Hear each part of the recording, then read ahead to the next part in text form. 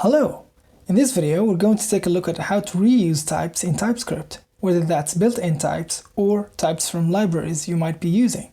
As an example, I have a simple React application that's using a Material UI button that says "Click me," and the result is here. Now, this button has a lot of properties, one of which is the variant, for example, and let's say I want it to be outlined, the result of which is this button that has a border around it.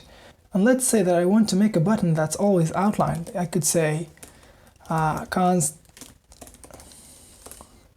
outline button is a function that takes some props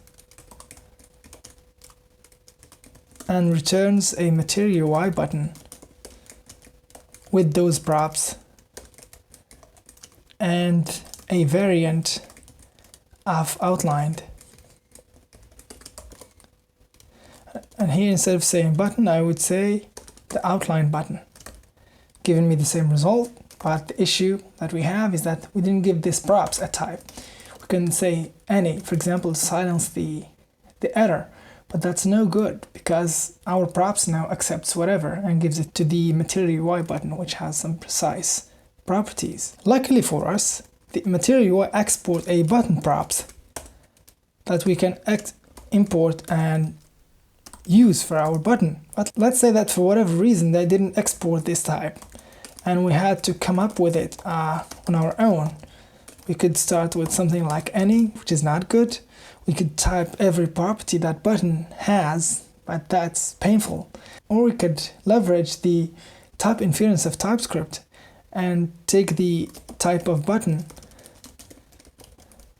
which will be a function from props to some JSX elements, and from here we could take the parameters, which is a tuple with one item called props, and then index that to take the first item, and now we have our button props, just like we had before.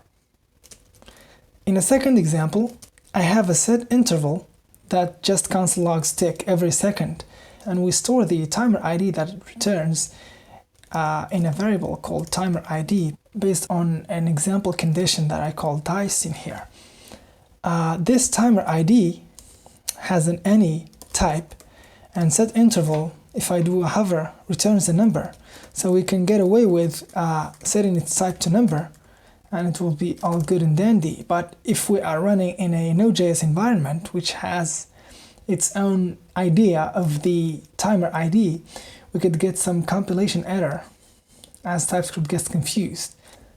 And I think a better way to type this is to take the return type of the type of set timeout.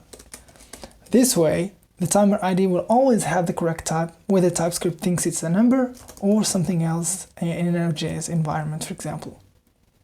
I hope you feel like you've learned something. If you did, please give the video a like and subscribe, and see you in the next one. Bye-bye.